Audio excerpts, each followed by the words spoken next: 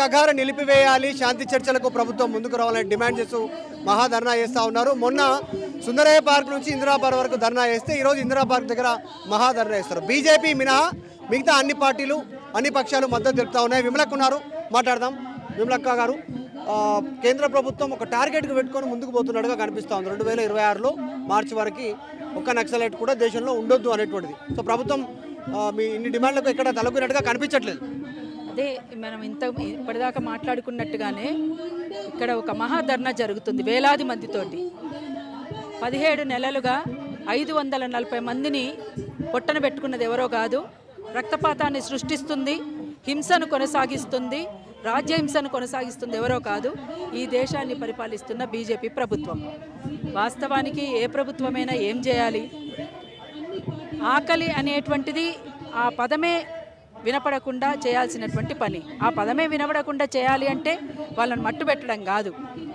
ఆకలి అనేటువంటిది లేకుండా చేయాలి అంటే వాళ్లకు ఇక్కడ ఉన్నటువంటి భూమిని పంపిణీ చేయాలి, ఇక్కడ ఉన్నటువంటి వనరుల సంపద వాళ్ళందరికీ పంచాలి. అది జరిగితే ఇక్కడ ఉన్నటువంటి వాళ్లకు చదువుకున్న తీరుకు తగ్గట్టుగా ఉద్యోగాలు చెందేలా చేయాలి, మహిళల పైన హింస లేకుండా చేయాలి, ఆదివాసీలకు అటానమస్ కౌన్సిల్ చేయాలి, ఆదివాసీలకు అడవిని ఏలుకునే విధంగా చేయాలి. ఇది జరగాల్సినటువంటి పని.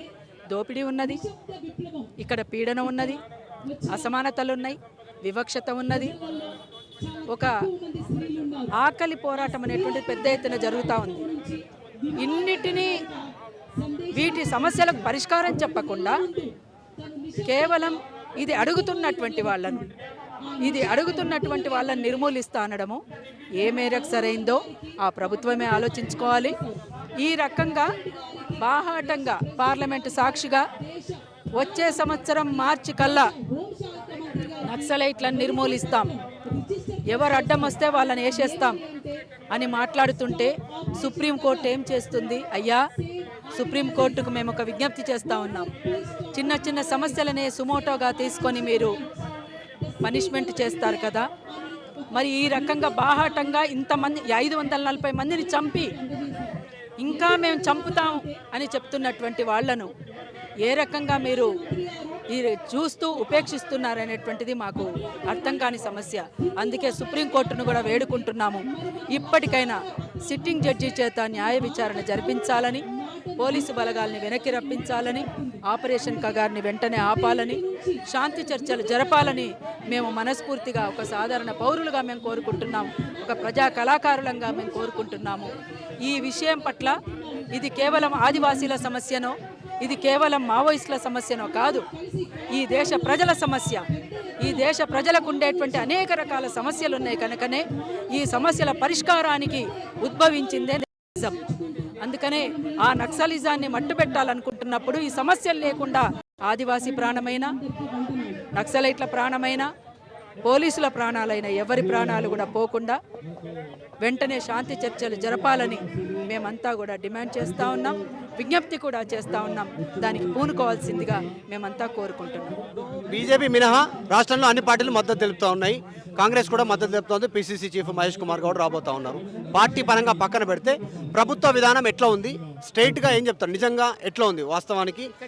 ఇక్కడ రాష్ట్ర ప్రభుత్వ వైఖరి ఎట్లా ఉంది? ఆపరేషన్ కగార్ విషయంలో వైఖరి వాళ్ళు ఓపెన్ అవుతా ఉన్నారా? ఓపెన్ అవ్వట్లేదు. ఎందుకంటే కేంద్ర బలగాలకు వీళ్ళు కూడా రాష్ట్ర బలగాలు తోడవుతాయి, సమాచారం ఇస్తాయి, భూ పరిధి కూడా రాష్ట్ర పరిధిలో కొంత ఉంది.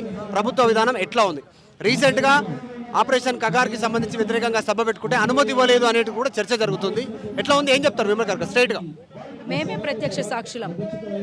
మేము రాష్ట్ర వ్యాపితంగా ఆపరేషన్ కగార్ను వెంటనే నిలిపివేయాలని, శాంతి చర్చలు జరపాలని మీటింగులు పెడుతూ వస్తున్నాం. నిన్ననే గోదావరి కనిలో జరిపినాం. అంతకుముందు ములుగు, గుండాల, ములుగులో సీతక్క గారికి చెప్పడం వల్ల ఆమె వెంటనే స్పందించి ఎస్పీ గారికి మాట్లాడి పర్మిషన్ ఇవ్వడంతో ఊరేగింపు చేశాం. కానీ మీటింగ్ జరగలేదు, చెట్ల కింద జరుపుకున్నాం. చెట్ల కింద జరుపుకొని మేము అక్కడ ఊరేగింపు జరపడం అనేది జరిగింది. నిన్న పర్మిషన్ ఇవ్వలేదు, ఊరేగింపుకు పర్మిషన్ లేదు. ఒక శాంతియుతంగా శాంతి ర్యాలీని జరుపుకుంటామంటే కూడా పర్మిషన్ లేకపోతే ఎట్లా? మరి దేనికి పర్మిషన్ ఉంది? ఎవరికి పర్మిషన్ ఉంది? మేము ఈ దేశంలో భాగం కదా, ఈ దేశంలో ప్రజలం కదా, ఈ దేశం నాది, ఈ దేశాన్ని కాపాడుకోవాల్సినటువంటి బాధ్యత మా మీద ఉంది అని కొట్లాడుతున్నటువంటి వాళ్ళతో పాటు మేమందరం కూడా ఉన్నాం కదా. మరి శాంతి ర్యాలీకి కూడా పర్మిషన్ లేకపోతే దేనికి పర్మిషన్ ఉంటుంది? అందుకనే 2 నాలుకల ధోరణి సరైంది కాదు. ఒకవైపున ఆపరేషన్ కగార్ను వ్యతిరేకిస్తున్నామని మీటింగ్లోకి వచ్చి మాట్లాడుతున్నారు. నిన్న ఉదయం నుంచి 10 సార్లు ఫోన్ చేశాను అక్కడ ఉన్నటువంటి ఎమ్మెల్యే గారికి, మినిస్టర్ గారికి, అందరికీ కూడా చేస్తూ ఉన్నాం. ఎవరు కూడా స్పందించలేదు. అందుకనే దయచేసి రాష్ట్ర ప్రభుత్వం కూడా కొంచెం సీరియస్గా తీసుకొని సగం మన రాష్ట్రంలో కూడా కొనసాగుతున్నటువంటి సందర్భాలు ఉన్నాయి కనుక వాటి పట్ల కూడా అంటే ఈ రాష్ట్ర ప్రభుత్వం నుంచి దేశాన్ని పాలిస్తున్నటువంటి ప్రభుత్వం దృష్టికి కూడా వాళ్ళ బాధ్యతగా తీసుకుపోవాల్సినటువంటి అవకాశం ఉంది. ఒకటి 2 క్వశ్చన్లు మీకు చివరగా. బీఆర్ఎస్ బేషరతుగా మద్దతు తెలుపుతా ఉంది. డైరెక్ట్గా కేసీఆర్ అనౌన్స్మెంట్ చేశారు మొట్టమొదటి వ్యక్తి. సెకండ్, ఇక్కడ కేంద్ర మంత్రి బండి సంజయ్ స్టేట్మెంట్ చేశారు. ఆపరేషన్ కగార్ విషయంలో చర్చలకు తావేలేదు, ఆపరేషన్ కగార్ కంటిన్యూ అవుతుంది అనేటువంటి స్టేట్మెంట్. ఆయుధాలు వీడాలి, ప్రజాక్షేత్రంలోకి రావాలి అనేటువంటి స్టేట్మెంట్. ఈ రెండింటిపైన ఆన్సర్ కేసీఆర్ అంటే బండి సంజయ్. ఇప్పుడు కేసీఆర్ గారు ఆయన మీటింగ్లోనే, వాళ్ళు ఈ మధ్య పెట్టుకున్న పెద్ద మీటింగ్లోనే ఆపరేషన్ కగార్ను నిలిపివేయాలని ఢిల్లీ దాకా పోదామా అని ప్రజల చేత అనిపించారు. అయితే బహుశా ఢిల్లీ దాకా వాళ్ళు రావచ్చు, వస్తారని చెప్పేసి శ్రవణ్ గారు కూడా మాట్లాడారు. ఇప్పుడు సంతోషం, కనీసం ఈ విషయంలోనైనా స్వాగతిద్దాం. వస్తున్నటువంటి వాళ్ళని ఎవరెందుకు కాదనాలి? ఇప్పుడు న్యాయమైంది కదా ఇది. అందుకని ఎవరొచ్చినా కలుపుకుపోవాల్సిన అవసరం ఉంది. అట్లనే బండి సంజయ్ గారికి ఒక విజ్ఞప్తి చేస్తూ ఉన్నాం. అంటే మీరు రక్తపాతాన్ని కోరుకుంటున్నారా, ఊచకోతను కోరుకుంటున్నారా, హింసను కోరుకుంటున్నారా? వాళ్ళు మొదటి లేఖను పంపించినప్పటి నుంచి కూడా కాల్పులు జరపలేదు. అంటే వాళ్ళు అన్న మాట కట్టుబడి ఉన్నారు. కాల్పులు జరపకుండా శాంతి చర్చలకు మేము రెడీ అని చెప్పేసి వాళ్ళు ప్రకటించినప్పటి నుంచి మీరేం స్పందించారు? అంటే మీరు హింసనే కోరుకుంటున్నారనేది దీంతో స్పష్టమవుతుంది. ఇది ఏ మేరకు సరైందో ఒక్కసారి ఆలోచించమని సంజయ్ గారిని కోరుతా ఉన్నాను. అన్నా, బండి సంజయ్ ఇంకొక మాట అన్నారు. ఏబీవీపీ, బీజేపీ నాయకులను చంపినటువంటి వారితో చర్చల ప్రసక్తి లేదు, నక్సల్స్ అంతా చంపారు, అప్పుడు టార్గెట్ చేశారు, వారితో ఎలా చర్చలు చేయాలి అనేటువంటి స్టేట్మెంట్. అంటే ఆనాడు చంపారని చెప్పేసి, ఆనాడు ఉన్నటువంటి పరిస్థితులు వేరు, ఈనాడు ఉన్నటువంటి పరిస్థితులు వేరు. ఎందుకోసం చంపారు, దేనికోసం చంపారు? అయినా ఇప్పుడు 540 మందిని పొట్టన పెట్టుకున్నాక కూడా మీకు రక్తదాహం తీరకపోతే ఎట్లా? ఇది సరైంది కాదు.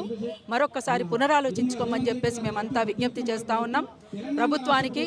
ఇక్కడి నుంచి అక్కడి దాకా కూడా పెద్ద ఎత్తున ఈ దేశంలోనే కాదు ప్రపంచవ్యాప్తంగా నిరసన వస్తూ ఉంది. అందుకని ఈ దేశ ప్రజలంగా ఈ దేశ ప్రజల్ని కాపాడుకునేటువంటి పరిస్థితిలోకి ప్రభుత్వం ఉండాల్సినటువంటి అవసరం ఉంది. ఈ దేశ ప్రజల యొక్క అభిప్రాయం ఏమిటో కూడా తెలుసుకోవాల్సినటువంటి బాధ్యత ఈ దేశ పాలకులకు ఉండాల్సినటువంటి అవసరం ఉందని చెప్పేసి మేము తెలియదు. ర్యాలీ, ధర్నా, జిల్లాలలో మొబిలైజేషన్ కోసం సమావేశాలు అయిపోయిన నెక్స్ట్ కార్యాచరణ ఏముండబోతుంది? ఒత్తిడి కోసం ఫైనల్గా ఏం చేయబోతాం? అదే ఢిల్లీ దాకా పోవాలని చెప్పేసి కార్యాచరణ ప్రకటిస్తారని చెప్పేసి అంటున్నారు. మరి ఏం జరుగుతుందో చివర్లో, ఈ సభ చివర్లో అది ప్రకటన జరుగుతుంది తప్పకుండా ఆ దిశగా. అంటే అవసరమైతే ఢిల్లీ దాకా, ఆపకపోతే ఢిల్లీ దాకా పోయినా మన గొంతును వినిపిద్దామని చెప్పేసి. ఇంకేముంది ఇంకంతకంటే ఎక్కువ? అందుకనే అందరం కలిసి, అంటే బయట ఉన్నటువంటి సెక్షన్లు కూడా, బయట ఉన్నటువంటి ప్రజలందరూ కూడా ఇది మా బాధ్యత, ఈ దేశ ప్రజల్ని కాపాడుకోవాల్సినటువంటి బాధ్యత మన మీద ఉందని భావించి ప్రతి ఒక్కరు కూడా ముందుకు రావాలని అందరికీ కూడా మేము విజ్ఞప్తి చేస్తూ ఉన్నాం. ఒక పాట. పెరిగినారో ఈడికొచ్చి మీరు పోరు చేసినారా అన్నలో, మా అక్కలో, వీరులో, మా శూరులో. ఆపరేషన్ కగార్ నిలిపివేయాలనేటువంటి డిమాండ్ను తెరపైకి తెస్తూ ఉన్నారు. బండి సంజయ్ చేసినటువంటి వ్యాఖ్యలను ఖండిస్తూ పోతా ఉన్నారు. వాళ్ళు ఆ కాల్పులు చేయకుండా ఆల్రెడీ మాట మీద ఉన్నారు. సో శాంతి చర్చలపైన ఆలోచన చేయాలనేటువంటి డిమాండ్ చేస్తున్నారు. ఒకవేళ లేకపోతే ఢిల్లీ వరకు నెక్స్ట్ కార్యాచరణ రూపొందిస్తూ ఉన్నారు. ఆపరేషన్ కగార్ని వ్యతిరేకిస్తున్నటువంటి స్టేట్మెంట్ విమలక చేస్తూ ఉన్నారు. వీడియో జర్నలిస్ట్ జాఫర్తో మధు మల్గడి గారు, Hyderabad. For latest updates on India Pakistan, download our TV Live app.